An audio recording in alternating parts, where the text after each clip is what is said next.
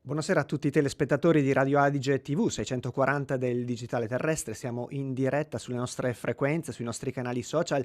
Questa sera abbiamo un ospite importante, un ospite d'eccezione, anche perché tratteremo dei temi altrettanto importanti e quanto mai attuali. Quindi darei subito il benvenuto all'assessore Stefano Bianchini, nominato recentemente, poi vedremo quando, e ovviamente con delle deleghe importantissime e delicate. Benvenuto, assessore.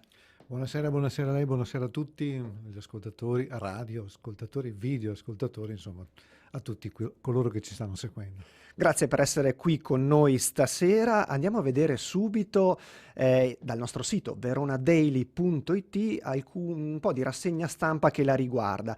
Qui siamo proprio, un articolo preso dal nostro sito appunto Verona Daily, al 23 novembre 2020. Il titolo: Comune di Verona, presentati i nuovi assessori Bianchini e Bassi. Il sindaco ovviamente, ecco qui, insieme in Sala Razzi, a Palazzo Barbieri, insieme al collega appunto Bassi e al sindaco Sborina, la vediamo in questo momento istituzionale importante che l'ha vista appunto raccogliere alcune deleghe importanti, tra cui quella delle aziende partecipate, e questa sera parleremo proprio di questo. Allora andiamo proprio ad analizzare quel giorno con lei. Che emozione ha provato? Lei è in politica da tanto tempo e penso che le abbia fatto enorme piacere ricevere un assessorato.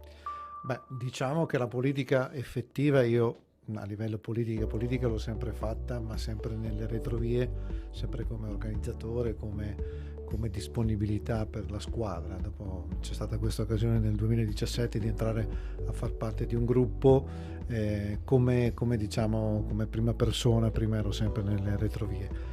È andata bene perché sono riuscito a entrare in consiglio comunale, grazie anche logicamente a chi mi ha sempre sopportato e supportato, tutti e due, insomma, bisogna prenderle sempre. E era un po' che era nell'aria che arrivava l'assessorato. Il sindaco 3-4 giorni prima mi ha chiamato, mi ha detto: guarda, avrei pensato a questa cosa, ho bisogno di una persona di fiducia lì, e logicamente avendo perso tra virgolette Daniele Polato, che lo sappiamo, insomma, è uno dei bracci destri di Federico Sborina, quindi del sindaco, quindi ha voluto mettermi lì. Indubbiamente non era la situazione migliore, perché sono entrato proprio nel momento più cruciale delle partecipate, soprattutto nella partecipata principale che è la GSM, nel momento cruciale di una fusione che secondo tutti noi appunto è una svolta epocale per quanto riguarda l'energia veronese, ma soprattutto per entrare in un mercato, entrando non più come ospiti ma entrando come protagonisti.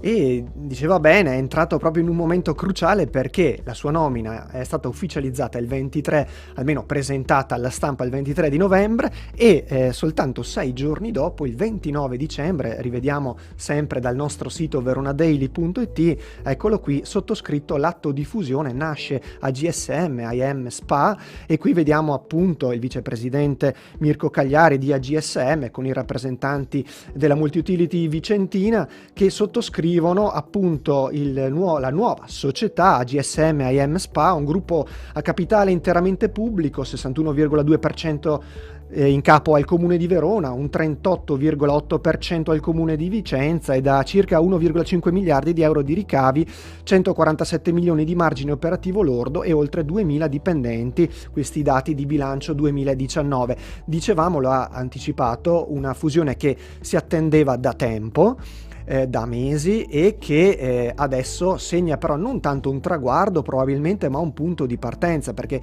si sta già parlando di ruolo da protagonista nel Veneto, nel Triveneto, quindi da questa nuova società ci si aspetta tanto. Beh, non è solo da mesi che si aspettava questa fusione, è da anni e anni e anni che si parlava di portare AGSM a diventare protagonista nel campo dell'energia, e quindi era un po' di anni che si sperava di poter portare in porto questo progetto.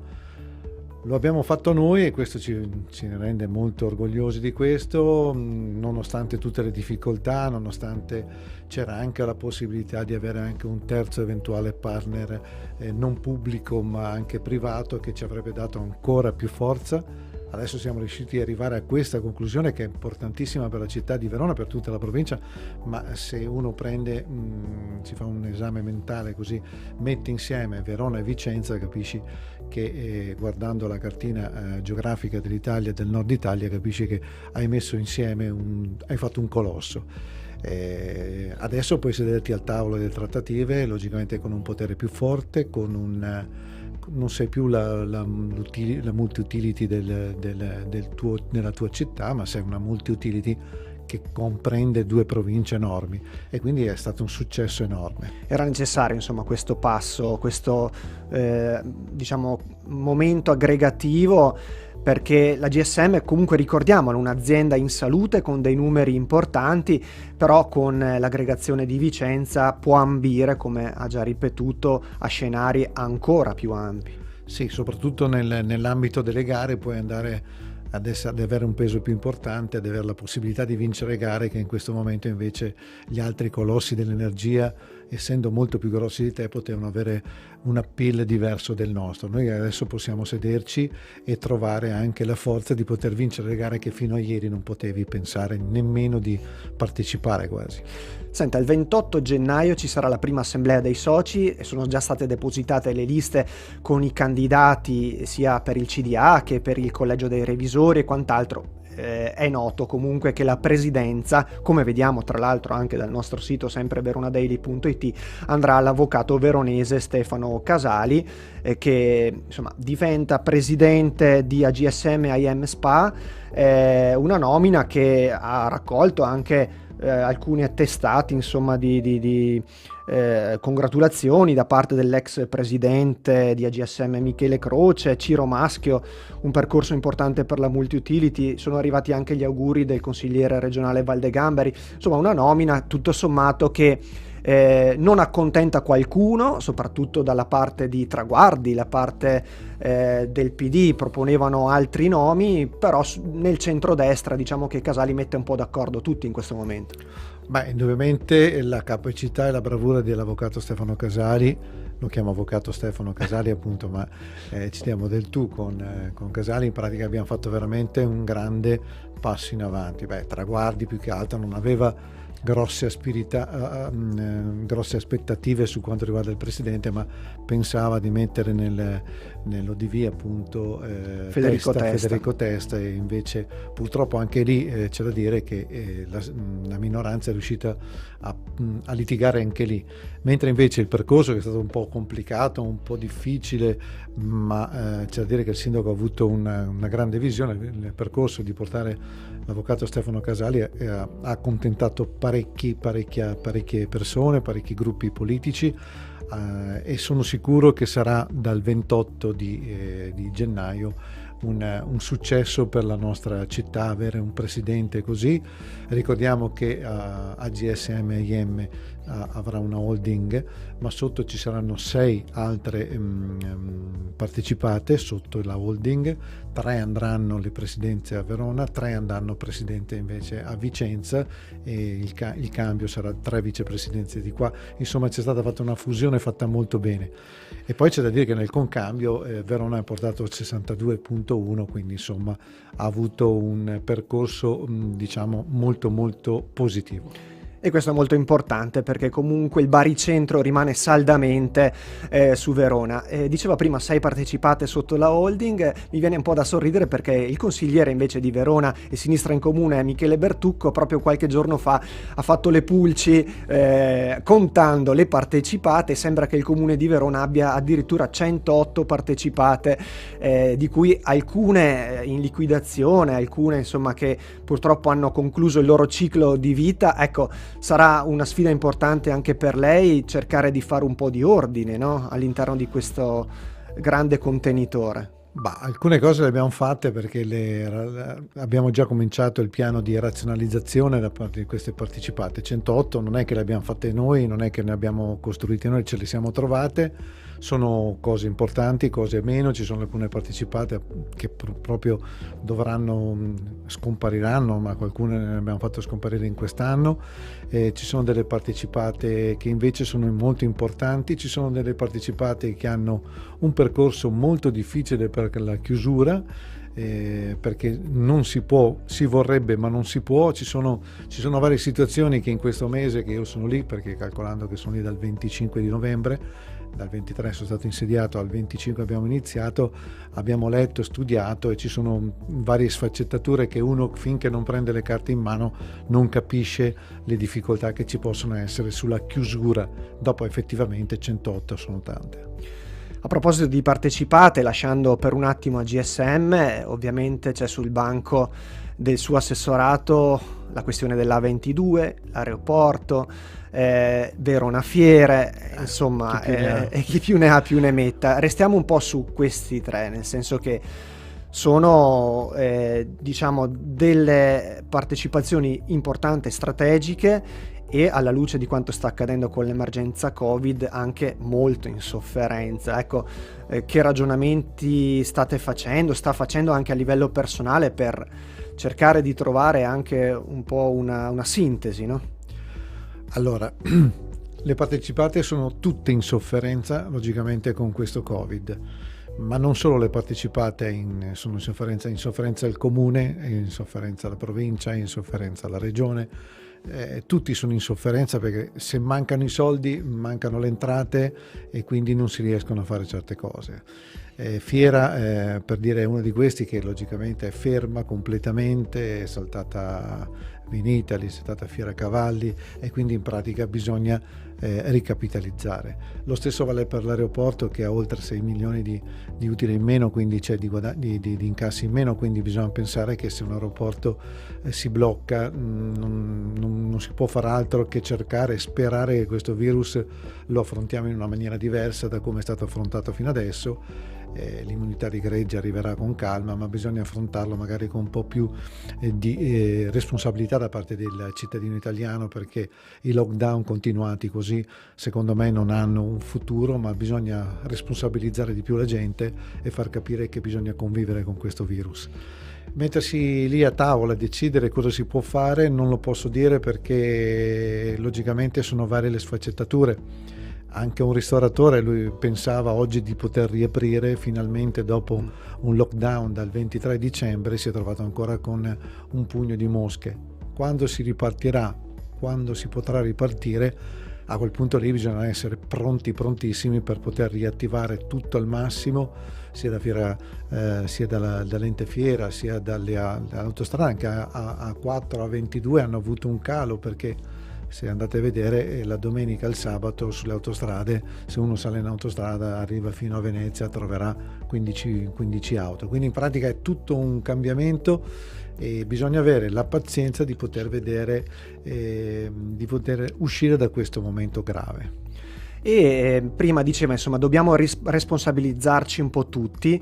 Oggi abbiamo sentito anche il dottor Micheletto, che poi nel corso della puntata sentiremo, il quale ha ripreso un'intervista uscita oggi sul quotidiano di Verona a Evelina Tacconelli, approvando in toto il suo punto di vista, ovvero che non siamo stati ligi nel rispettare queste restrizioni e quindi stiamo pagando anche il non rispetto delle regole. Sentiamo proprio Micheletto. Lei dice: io analizzo le persone che sono state ricoverate dal 27-28 dicembre in avanti, faccio un'attenta anamnesi, cioè valutazione di come possa essere stato contratto il virus, e mi rendo conto che quasi tutte le persone ricoverate dal 27 in avanti in realtà hanno fatto qualcosa di non corretto. Hanno partecipato a una cena non con 4 persone ma con 7, 8, 9, hanno partecipato a una cena con persone che avevano sintomi, quindi spesso viene detto sono state fatte delle misure restrittive che non sono servite a niente. In realtà non sono servite a niente perché non sono state seguite fino in fondo, questo è il problema. Appunto i numeri sono consistenti, abbiamo finalmente un vaccino e in prospettiva avremo anche delle terapie specifiche quando avremo pochi casi e queste terapie verranno validate, quindi abbiamo grandi speranze per il futuro. In questo momento siamo in mezzo al guado e da lì bisogna uscirne, e per cui bisogna fare uno sforzo ulteriore e ripeto, non credo che il lockdown possa essere in assoluto la misura giusta, ma che soprattutto i comportamenti individuali siano molto molto importanti. Ecco, Bianchini, ricordiamo che lei è uomo di sport, attualmente è presidente della FIPAV, quindi la federazione di pallavolo Verona, sezione veronese chiaramente, e a pagare tanto ci saranno anche le società sportive dilettantistiche, oltre che le società professionistiche, perché ricordiamoci che stanno giocando ma con gli stadi vuoti, con gli sponsor che si ritirano. Come intravede e come prevede lo scenario futuro sia per l'uno che per l'altro? Beh, riprendendo la frase che ha detto il dottore prima, bisogna essere più responsabili tutti quanti, cioè avere la capacità di capire che il virus va combattuto con l'intelligenza e non pensando che tanto a me non tocca, invece può capitare da un momento all'altro. Noi con le nostre società sportive di pallavolo abbiamo attuato fin da subito, appena è uscito tutto il primo protocollo, abbiamo fatto comprare parecchio materiale alle società e sono state molto molto ligie, tanto che dovremmo cominciare il 23 settembre anche con i campionati di Serie B e quindi poter ritornare ad una pseudo normalità per quanto riguarda i campionati alti. Per quanto riguarda i campionati giovanili possiamo allenarci con i campionati di interesse nazionale che sono 13, 15, 17 e 19, però vanno a fermarsi le categorie, quelle diciamo più amatoriali, che sono quelle che in pratica pagheranno un po' dazio. Però la mia paura è quella che invece pagherà dazio più il settore giovanile, in quanto tanti bambini li perdi, tanti piccoli atleti li perdi, dopo andarli a riprendere è un po' difficoltoso e sta sempre più così allargandosi l'effetto stalla. Lo chiamo effetto stalla, vale a dire seduto davanti al computer, il tablet, la mangiatoia in fianco e il ragazzino prima di uscire, poi col freddo non esce più, magari con l'estate invece speriamo che possa ritornare all'aperto. Però oltre a questo, che dopo il volontariato, dopo si riprende, si ha la voglia, la paura mi fa nelle società di Serie A, di Serie B, di Serie C, dove in pratica non c'è più pubblico e senza gli sponsor non si va più da nessuna parte.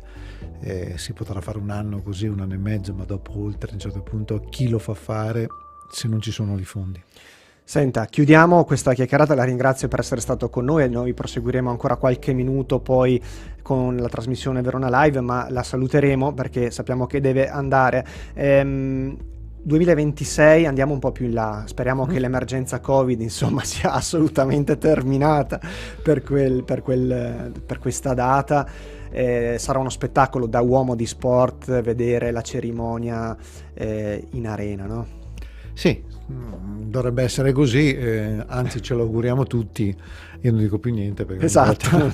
che parlo di arena dopo vengono fuori sempre le sorprese dell'ultimo minuto, come è successo nel 2018 e come è successo anche purtroppo un'occasione mancata quella di vedere un'inaugurazione di un mondiale di pallavolo all'interno eravamo a un passo, avevamo fatto tutto ormai, avevamo la partita inaugurale del mondiale 2018 in arena con 256 stati in diretta mondiale, quindi in pratica un successo a dir poco garantito, ma soprattutto non tanto per la partita che mettiamo fosse stata Italia, non so, qualche squadra non certamente di alto livello, non tanto per lo spettacolo della pallavolo, ma per quanto riguarda sarebbe stato un biglietto da visita per la città, qualcosa di eccezionale, perché ripeto, un mondiale, la prima giornata in arena con 256 TV in diretta nazionale mondiale, quindi vuol dire che 256 paesi ci guardavano e noi eravamo pronti su tutto. Purtroppo sono capitate delle cose.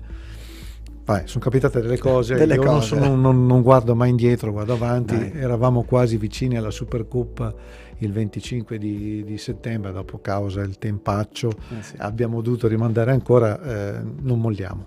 Dai, vedremo, ci auguriamo prima del 2026 di avere l'opportunità di vedere qualche evento sportivo nel nostro anfiteatro, non solo musica, non solo concerti, che per carità sono fantastici, però immaginiamo un match sportivo all'interno deve essere di un livello eccezionale, però, sì. ecco. Anche per dare il giusto prestigio, ecco, vero? Per dare il giusto prestigio al nostro anfiteatro non possiamo portare la partita a Scapoli a Mogliati di pallavolo, adesso dico così, certo. Oppure il torneo della nonna o il torneo così inventato. Ci deve essere veramente l'occasione unica e rara di un evento unico e raro. E di cui si parlerà per anni, se non decenni. Grazie allora all'assessore Stefano Bianchini, un in bocca al lupo per le prossime sfide politiche che chiaramente le competeranno con il suo assessorato, e grazie per essere stato con noi.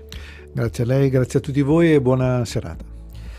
Grazie, allora noi andiamo avanti ancora qualche minuto, staremo insieme ancora circa una decina di minuti, andiamo a vedere un po' il numero dei contagi odierni dall'ANSA, il sito ansa.it. I casi oggi sono 12.532, le vittime 448, il tasso di positività al 13,6%, quindi insomma si fa diciamo sempre più grave la situazione, rimane alta la tensione e Zaia ovviamente rassicura, dice: noi per quanto possiamo andiamo avanti, il 43% dei vaccini sono stati somministrati, le scuole chiaramente vanno avanti in didattica a distanza al 100%, questo è il contenuto della conferenza stampa che ha tenuto oggi appunto il presidente della regione. Ha ricordato il bollettino, anche in Veneto diciamo ci sono stati 50 decessi purtroppo, e alle 12 di oggi appunto, come ricordavamo, il 43% del magazzino è stato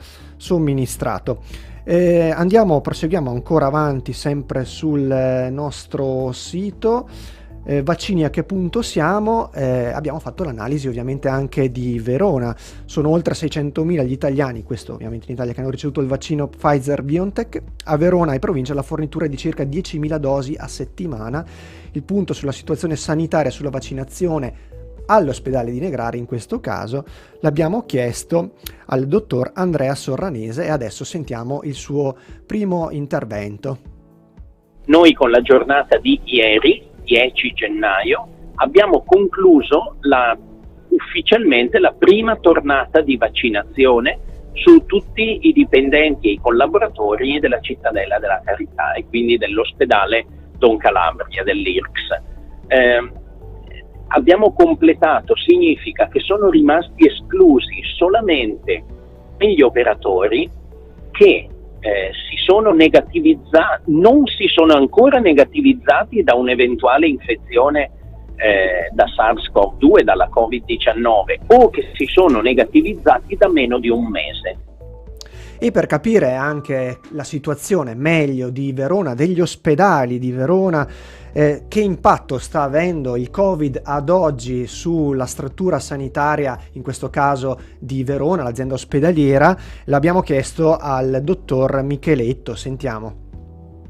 L'impatto sugli ospedali è ancora piuttosto elevato, diciamo che è calato leggermente il numero delle persone che in pronto soccorso aspettano un ricovero, nel senso che nei momenti più critici siamo arrivati, per quanto riguarda l'azienda, ad avere anche 20-30 persone che attendevano un posto.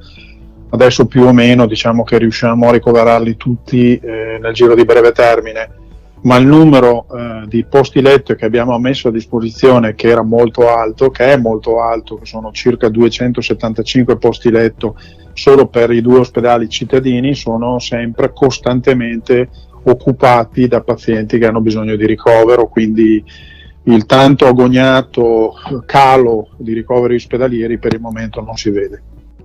Purtroppo non si vede questo calo, proseguono, come dicevamo, le forniture e la somministrazione di dosi di vaccino BioNTech Pfizer. Abbiamo chiesto sempre a Micheletto, rimaniamo con lui, chiuderemo questa puntata riascoltando la sua intervista, che è stata molto importante e molto interessante, proprio perché entra nel merito della questione. Abbiamo chiesto quante persone sono state vaccinate sempre a Verona. Non ho il numero preciso di oggi, però sono state vaccinate molte persone. Di questo siamo molto soddisfatti, c'è stata un'adesione altissima.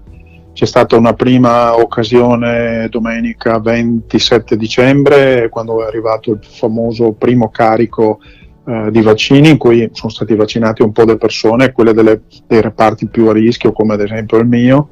E dopodiché da lunedì scorso è stata iniziata la campagna vaccinale per i dipendenti, quindi infermieri, medici e così via, e c'è stata una elevatissima partecipazione, per cui da questo punto di vista questo aspetto sta procedendo tutto molto bene.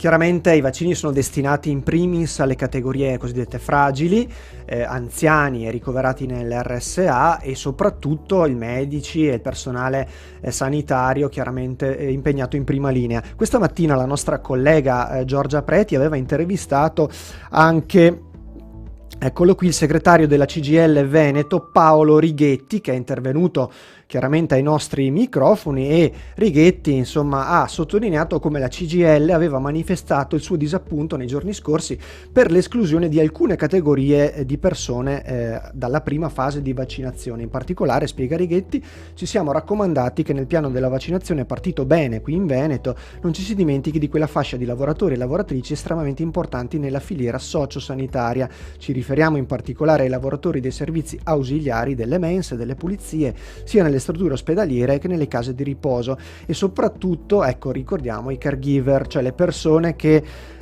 stanno vicino alle persone con disabilità, e le stesse persone con disabilità di cui ci si dimentica e che sono invece parte importante ed integrante. Ma ci sono stati problemi nella somministrazione, ci sono state delle controindicazioni, delle conseguenze in alcuni pazienti che hanno ricevuto il vaccino. Sentiamo di nuovo Micheletto.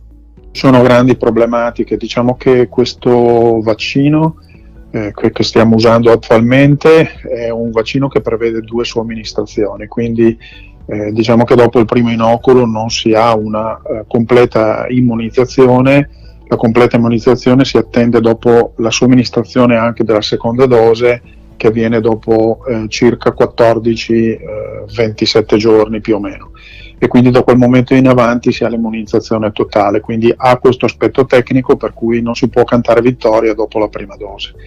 Al momento, ripeto, in azienda sono oramai qualche migliaia le persone che sono state vaccinate, non sono segnalati grandi problematiche. Qualcuno ha un lieve rialzo febbrile che tende a passare con della banale tachipirina, nel senso che degli eventi avversi che sono normalmente contemplati con tutti i vaccini, quindi mi sentirei di dire che l'osservazione nella vita reale, nella real life, ricalca quello che si era visto nei trial clinici, e cioè di una buona tollerabilità per quanto riguarda questo primo vaccino che stiamo usando. C'è una buona tollerabilità, però non bisogna abbassare la guardia. Riprendiamo sempre dal sito dell'ANSA, questa volta non veronadaily.it, con il titolo appunto Covid Conte, arriva l'impennata, non è facile, ancora sacrifici, governo conferma lo stop dell'asporto bar alle 18 e 3 regioni chiedono la zona arancione in tutta Italia, Boccia garantisce ristori a chi sarà chiuso. Conte appunto dice sta arrivando un'impennata dei contagi dopo la Gran Bretagna, Irlanda, Germania, anche nel nostro paese. Il governo intanto ha incontrato le regioni in vista delle nuove misure e conferma di voler introdurre nel DPCM il divieto per i bar di vendere cibi bevanti da sport dopo le 18, e questa purtroppo è una brutta notizia, perché chiaramente i bar, le attività commerciali sono tra le più colpite già dai precedenti provvedimenti, e questa restrizione darà sicuramente da discutere e ci saranno molte attività in difficoltà. Non si sa mai quanto chiaramente sia utile da una parte chiudere, dall'altra tenere aperto. Prevale l'aspetto sanitario in ogni caso, ma la situazione economica risulta essere particolarmente difficile. Chiudiamo, siamo in chiusura con un ultimo contributo sempre del dottor Micheletto, che ci ricorda che non si può abbassare la guardia. La vaccinazione prevede la cosiddetta immunità di gregge, che però si raggiunge con percentuali molto molto alte della popolazione, quindi stiamo vaccinando, come vedete i numeri da tutti i giorni, un numero molto molto limitato attualmente della popolazione, quindi in Italia siamo 60 milioni di abitanti, quindi dovremmo superare i 30-40 milioni di persone vaccinate per poter dire di aver ottenuto l'immunità di gregge. Quindi è un primo passo fondamentale, importantissimo, ci consentirà di mettere in protezione alcune fasce particolari, penso soprattutto alle persone anziane, a quelle che vivono nelle case di riposo, nell'RSA, che purtroppo hanno pagato il peso più importante per quanto riguarda la mortalità. Però prima di poter tornare a una vita normale siamo ancora lontani, però è una grandissima speranza che finalmente abbiamo e che nell'ondata ad esempio primaverile non avevamo ancora, quindi guardiamo con fiducia ma sicuramente ancora con molta cautela per quanto riguarda i nostri comportamenti.